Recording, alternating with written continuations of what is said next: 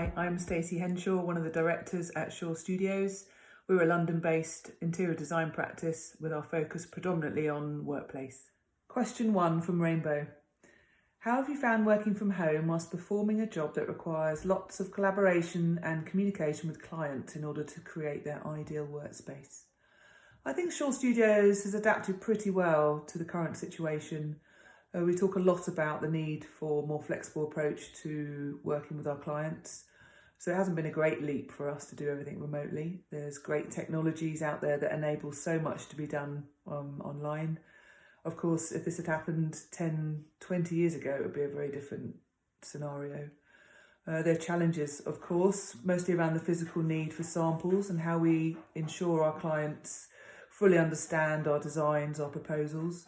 Some things are very difficult to replace, like furniture showroom visits, but we're endeavouring to work around these and adapting our project programmes to include review dates later down the line. Question 2. What good points have you found from this lockdown experience? For me, the positives have been around family life, slowing down the usual pace and trying to enjoy activities together that we wouldn't normally have time for. In terms of work, well, we talk the good talk, don't we, about the need to embrace change within our working strategies. Lockdown has forced us all to examine really our working practices and evaluate what's important, what we need, what we don't need to get our jobs done.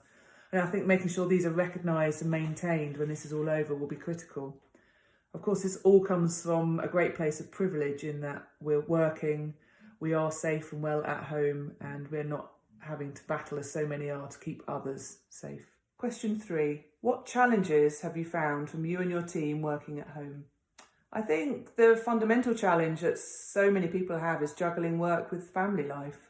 Homeschooling, entertaining kids and trying to work is really difficult. At Shaw Studios, we're trying to be as flexible as we can about the hours that we work to enable this. And keeping the team focused and connected is really key. It helps, I think, that we're a small studio. We have daily catch-ups with everyone and more project-related focused meetings. It's definitely more tiring, though, to work through video calls rather than face-to-face, and I feel a little Zoom fatigue setting in the team. Question 4. How do you see this lockdown will affect the way people work post-COVID-19? I think it's unrealistic to think we'll go back to normal anytime soon. We'll be living with COVID-19 in one form or another, I think, for quite some time. Many companies are having to adapt their business models to be more flexible, more web-based. I've no doubt that home working in this new form will be the new norm for so many people. Business travel must surely decrease as we adapt to online meetings. I don't think it's the end of the office though, I think just a transformation. Interestingly, I'm hearing a lot of people talking about how important the office is to them from a collaborative and social aspect. There's a bit of a divide, I think, but a lot of people work more effectively from an office. Perhaps it depends a little bit on the distractions you have at home. Question 5. What effect will this have on the workplace? Short term, I think there's already a lot of thoughts around how we can implement social distancing whilst in an office to get people back to work. I think the impact on office densities that have been increasing as organisations look to maximise return on real estate will be huge. Will there be a return to allocated desks? Maybe not, but certainly the co-working sector will have to rethink their offer to provide some reassurances around hygiene protocols and also the densities they require to make their business model work.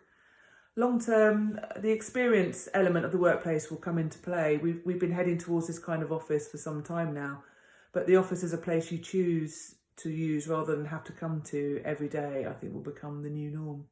Question 6. What positives will come as a result of these changes? On a local level, I've seen such a sense of community be brought to the fore. I hope everyone really brings this back to the workplace, a sense of shared spirit and purpose. It's been amazing. Wellbeing has been such a hot topic for some time now, embraced by some, not all. This is going to be the primary focus now in all workplace design, which can only be a positive for everyone's mental and physical health. A lot of organisations do talk a lot about flexibility around place of work, but we see a lot of presenteeism still in many companies that we've worked with. Hopefully this will be a catalyst for a truly flexible future where the varying work-life balance requirements of all staff can be met. Question 7. How quickly do you see the changes taking effect? When this all began, we all had very little time, practically overnight, to adapt and change the way we worked to a whole new way of working for some people. If we want to get back in the office, change will be instrumental in facilitating that, and it will have to be rapid and immediate. Policy must enable this and not be a hurdle. Some changes will obviously take longer as we adapt to what will be a new way of working, a new office style.